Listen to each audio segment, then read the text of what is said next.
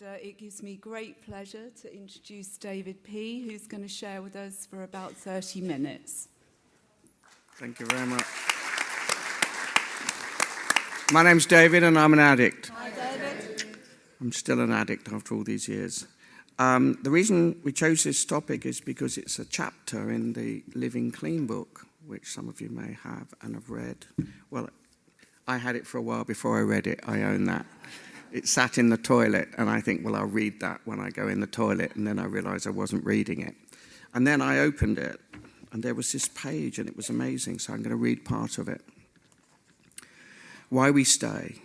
What is it that keeps us in NA after the initial desperation eases? Of course, there's the desire to help the newcomer. Our 12-step reminds us that this must always come first. But many of us at some point in our recovery have felt that perhaps that was all there was left in the rooms for us. Our commitment to help might have kept us coming back, but some of us were left with a nagging feeling that we hesitated to share. Is this really all there is? So, as Peggy Lee sang, is this really all there is? When I came in, my reason for coming into recovery was actually not to help the newcomer. It was to help me. And I just want to start by saying that I spoke to somebody last week outside the fellowship and said I was doing this share. And they said, oh, have you got your notes and your speech ready? And I said, oh, we don't do that in NA. He said, well, how do you do it then? How do you speak for 30 minutes without notes? And I said, well, we don't perform. We just share and we speak from the heart. We don't really care what we say because when we start, something happens to us. Some of us refer to it as a spiritual awakening. When we lose our voice and another voice comes in, and after we've done the share, we say, what did I say? Though I have had experiences of when I've said I haven't got depressed for a very long time, and someone will always share back, I really identify with your level of depression. So it's very interesting that when we go to meetings, and particularly me in my early days, it's like what I heard and what I didn't hear. And that brings us back to a core message of our fellowship, which is when we come in rooms like these, we share from the heart, but we also listen for the similarities, not the differences. And when I came into this fellowship, there were a lot of differences, which I will go into along the way. Right, clear the throat. Here we go. I was born with ginger hair. Now, that was the first thing that destroyed my life.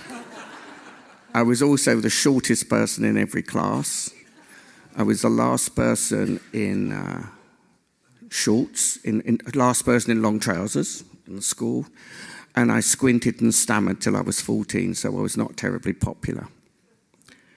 Now, the reason for all that is because of my birth. And I'm going to start off with birth. And I'm not suggesting for one moment I've been an addict from birth. But what I've recognized in recovery is that the things that have happened to me in the past have been very relevant and important. And one of the things I came to conclude through attending NA meetings and having outside help as well is that I was addicted to dying and coming back to life again. I loved living on the edge. I never did moderate, and I didn't do House of Fraser either, as my credit card bill will tell you. When I was born, my mother had a 10-minute labour. She had a tummy ache at 7 o'clock in the morning, and I shot out 10 minutes later into the arms of my father, who delivered me on the kitchen table. In those days, it was 1947, we didn't have telephones or anything, and my dad ran to the hospital, and I was placed the ambulance came, and I was placed in an incubator, and I nearly died. I was 5 weeks early, nearly died. So that was my first experience of living, then dying, then living.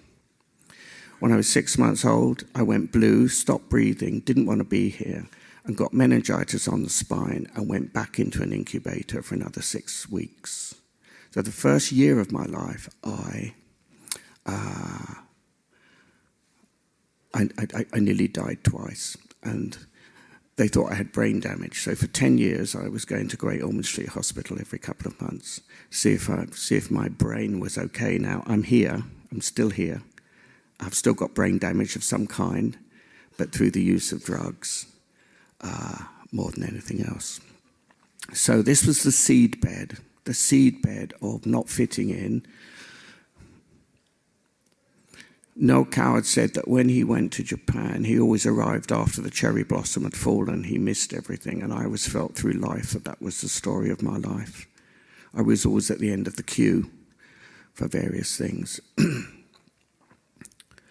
In 1967, or 1966 actually, I realised I was gay, but it was a criminal offence. Hard to imagine now.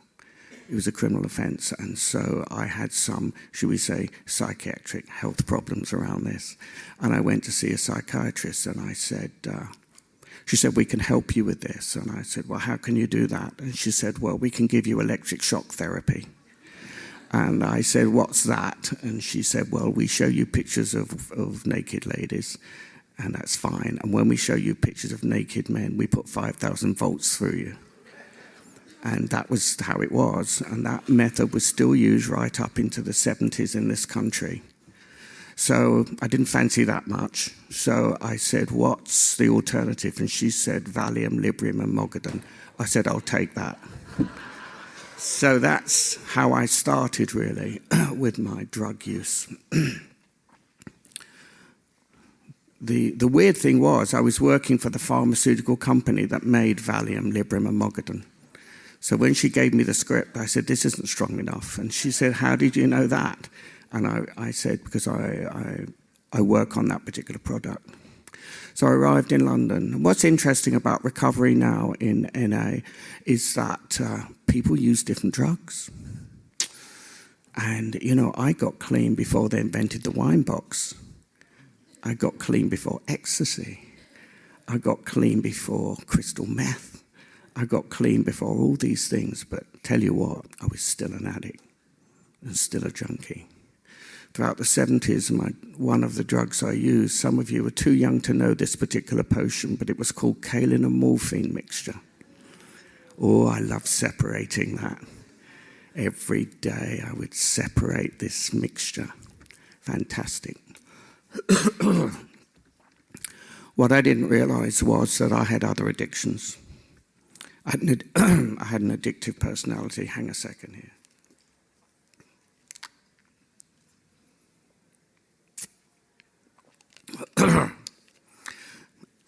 I hope my addictive personality is pretty much gone now because I've managed it. And why do I come to NA? Because I need to be managed.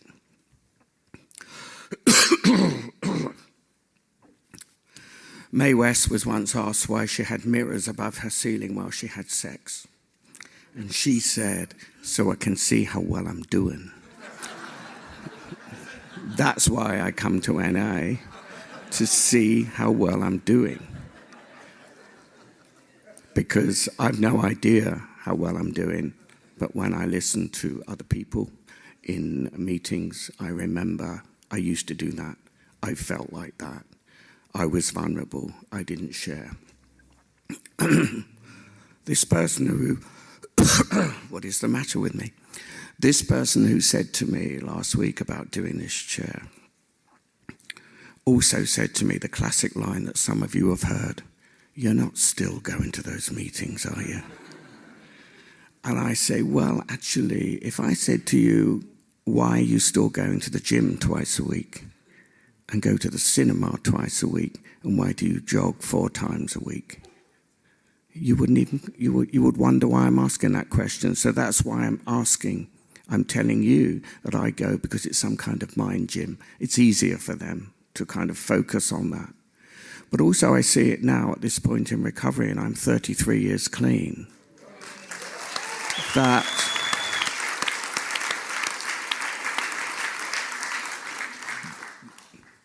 I go as a kind of meditation space to see how well I'm doing. and also to share when appropriate. Although what I love and one of the big reasons why I come is to hear the newcomers, to hear that desperation that the passage I read out spoke about, because I had that desperation.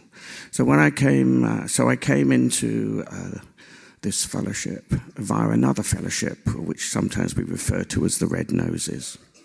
So the reason why I went to that fellowship was because my doctor told me that I had 4 months to live and that I had cirrhosis of the liver.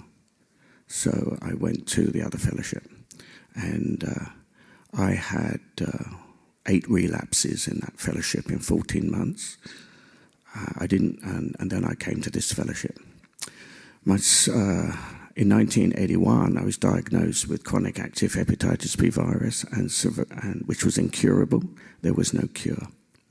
And so what would an addict do? Well, this addict just got on a plane and went to Saudi Arabia and took alcohol and drugs into Saudi Arabia, which I later discovered was not a good idea, because I had so many debts. So part of my addiction, part of my using was debt. So I didn't steal, but I did steal from banks. I had 15 credit cards to support, but no children. And I had to deal with that as the consequences of my using. So what I'm going to say very simply is that my using was fine. It was manageable. But when I couldn't work anymore, when the money ran out, that's when it became unmanageable. I was on the first human interferon drug trial in this country in 1982. And there were 10 of us on that trial. And everyone died on the trial except me. So there was this issue again, that I needed somehow a death-like situation in order to come back into my body and to come back into a sense of aliveness. So I sat in a wimpy bar with my sponsor, who was then called Angry Sue. And Angry Sue was angry for a reason.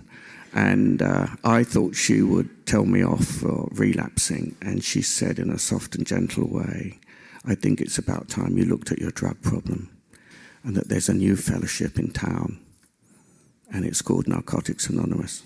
And that was on a Monday, and on a Wednesday I went to Hampstead Heroes meeting, and that meeting is still there on a Wednesday, all those years ago. And then the following Saturday I went to Chelsea with the Early Risers meeting, and they were one of the first meetings. In those days, NA, we had 1 meeting a day, I recall, and 2 on Sunday. 2 on Saturday. So one was in Chelsea and the other one was Ealing Hospital. And I know that some of you come from areas where there is limited NA meetings, and some of us have to use other support structures. What I had to do was to use anything that kept me clean. But when I arrived, I discovered I was the only gay in the village. There was no sense of identification on this. I never took smack. I never went into treatment. So these were the differences I was talking about. But somehow I stayed, and I stayed because of that first step, that we are powerless over our addiction. And I recognize that. I'm not you. I came through the door, and I've not used since my first NA meeting. Now, it is possible to stay clean in NA rooms just by coming through the door and having that honesty and open-mindedness and willingness to grow, whatever happens. Some of you might have heard my share before, and I've shared that the first 15 years were shit, the next 15 years were a bit better. Now, that might not be welcoming for the newcomer, but it's actually how it was. For the first 6 years of my recovery, I had hepatitis B every 6 weeks for 6 years. And 6 years in, 1988, I had hepatitis every 6 months. And through a spiritual awakening, connected to this fellowship, connected to a higher power, connected to the higher energies, I lost the virus without medication in 1996. And that's purely because I stayed. If I hadn't have stayed in these rooms, I'd be dead. And I realized that I didn't need to die again in order to come back to life again. So that's why I mentioned that stuff about death and dying. And that's why my hashtag on Facebook, as a lot of people know, is pensioner living. because next year I'll be 70, I'm still here, I'm clean, and the professor who told me that I would have 4 months to live is dead. So what do they know? So the reality here is that I came, but I was different. So this is a share for outsiders, people who don't fit in, people who think they're the only one. Well, what happened in the rooms is that people didn't give a whatever. They just said, do you want to stay clean? And I was very lucky, we were very lucky to have lots of support from that original fellowship. Without that original fellowship, me and our speaker, Chrissy, would not be here. And I know in outside London and in other countries, I have a sponsee in Malta where they have 1 meeting a day. And sometimes we do have to seek outside help. But we stay because we don't know what's going to happen. I stayed clean in order to face, I just share with you some of the things that I have overcome with the help of the people in these rooms. If I had known these things were going to happen, I would not have stayed clean. So here's my message. Do not project what is going to happen in your recovery, because your ego will more than likely say, I will not be able to handle this. This is where the 3rd step comes in. This is where the 11th step comes in. This is where trust comes in. This is where self-parenting comes in. This is where loving yourself comes in. This is where reaching for help comes in. So in 1984, I went bankrupt. Somebody in a meeting, I was in a meeting, and I told my story, and they said, why haven't you gone bankrupt? And I said, well, I don't know how to do it. And he said, well, I know how to do it. Meet me tomorrow in the law courts in the Strand, and by noon you'll be bankrupt. And that's what happened, the benefit of coming to a meeting. I went bankrupt for about £120,000 in today's money. And the judge wrote the whole thing off because of my recovery and because I was so terribly ill. So that was the first thing. I just really want to share that in the 80s, we lost a lot of members through AIDS and HIV. And I lost up 50 people to AIDS right up to 1990, and then I didn't go to any more funerals or anything like that. So what this program teaches you is that you can work your way emotionally through anything, absolutely anything. You don't have to use. I had a sponsee who was murdered in 1987. It was very difficult for this fellowship because he was in these rooms. But that message of unity that this fellowship projects and produces and creates kept us together. And we recognize that we don't have to use whatever happens. So there's the 80s. Boy George music, punk and everything. Well, that was the 70s. So now we come to the 90s, and the 90s were better for me. In 1996, I got well. And what I often say to people about staying in NA is all recovery is a process of rebranding. Treat yourself like a product. Rebrand it. Clean it up. Fake it to make it. Begin that process of rebuilding even though you don't know where you're going. When I came into recovery, I got clean before the basic text was published. We had one piece of paper with the meetings on. Look at how many meetings there are in London right now, and you tell me this program doesn't work. It worked for us in the early days. We're still here. And you know, everyone in this room will have a message for somebody who is not in this room. They're out there now using.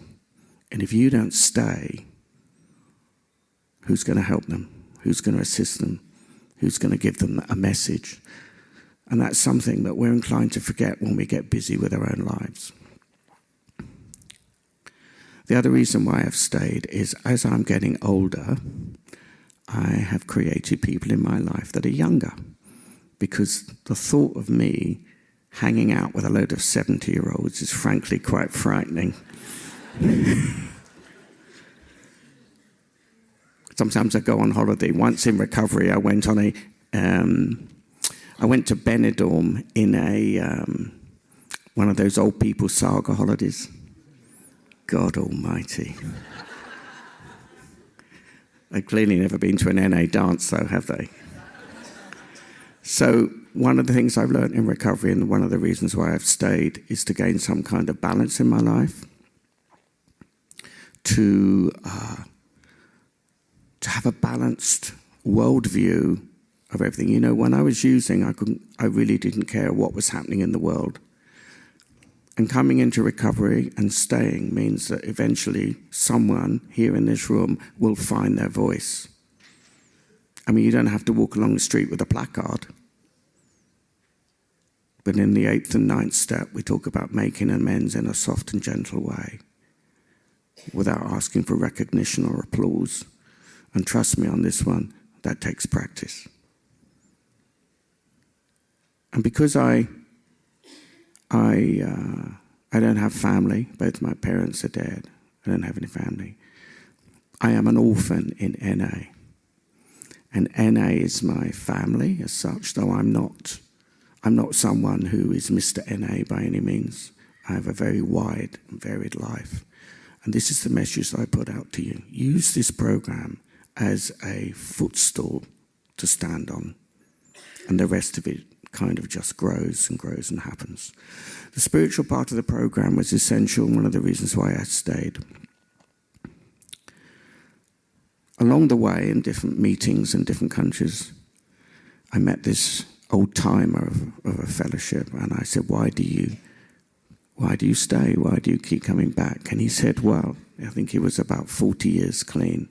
And he said, well, I like getting to a meeting early, and I like putting out the chairs because I never know who's going to sit on them. And I think he shared that with me when I was going for a really resentful time of actually saying, why the hell am I still coming to these meetings? And trust me, after 33 years, it's like a marriage. You stare at the other person across the breakfast table and there's no words. And you're looking to the left and to the right for someone. I see these couples when I do these pension holidays. I tell you, they sit trapped in a relationship, looking left and right, and the woman's looking, saying, please rescue me, please say something, because I'm bored to death. And one of the things that I've made sure that I'm never is bored to death in this fellowship. So what has recovery taught me? It's taught me that I don't know everything. It's taught me that God is my business manager. That's really the core of the 3rd and 11th step. So it's really, I had no idea that I would recover from chronic hepatitis. I had no idea that at 50 I'd go back to clubbing. Trust me, it didn't last long. But the reality is that somehow I've tried to maintain what I would call a kind of teenage energy with an adult brain, if that makes perfect sense. So why do we stay? Now, it's interesting as Pashi says, why do we stay? And the theme of this convention is I can't, we can. You know, at 11 years clean, I ended up in a homeless hostel. You can imagine what a failure I felt. And I decided that I would never, in this hostel, eat, cook, wash, or shave. Now, I'd learned throughout my years in this fellowship that you have to ask for help. So I created a timetable, a month timetable of eating, bathing, cooking. And I asked people in this fellowship, would you feed me? Would you bathe me? And it became this adventure. So sometimes when you have a very bad time, it could be the end of a relationship. It could be a bereavement. It could be a sudden diagnosis of a bad health condition. I think our role is to try to make an adventure out of everything, because that's what the higher energies would want us to do. Mary P. one of our original members. And that's another reason why we stay in NA, because we need to see people who are still around. Because sometimes you can wake up in the morning and think, is it just me? Am I the only one? I was talking to a member with 29 years, thank you, Ali, 29 years yesterday, saying that we should start a new meeting called Pensioners in Recovery. Because when I came into recovery, I was 35 years old and nearly everyone was 20. So this was another aspect of being an outsider. So it seems odd, isn't it, that you go to a meeting and you don't really fit in with everyone, and yet you somehow fit in with everyone. That's the weird dichotomy of this message that I give to myself on a daily basis. The other thing is that if I wanted to find all these people that are still around, and trust me, you might not know these people, but I can tell you there's quite a lot of people over 25 years clean. There's now a lot of people touching 30, if not 30. There is a kind of, like that 27 club with Janis Joplin and Amy Winehouse. There's a 30 club in this fellowship, NA. You might not see them in your local groups, but let me tell you, they are here and they're clean. And this is another thing. Whenever you go up and collect your black keyring from multiple years of recovery, first of all, remember that we never had them. So you're very lucky to have these bits of fantastic plastic. And secondly, it says on there, clean and serene. Ask yourself, have you been serene today? It wasn't something I asked myself when I was using. But that's really what this fellowship is. And, sometimes we can mouth words, without actually realizing what they mean or what they represent.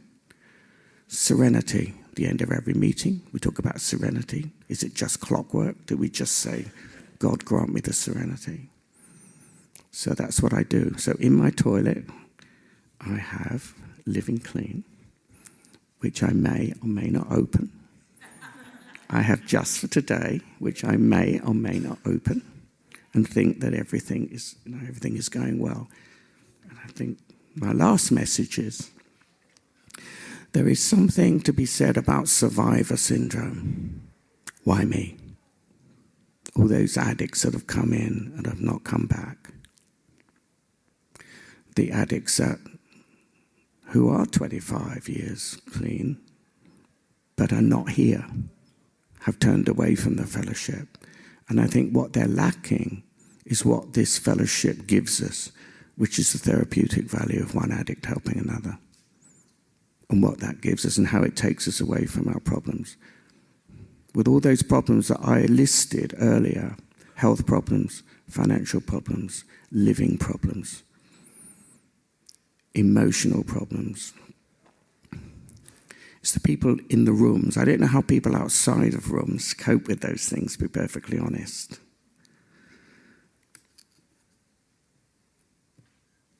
So I want to thank you all for listening to me today and encourage me to keep coming back. Thank you very much.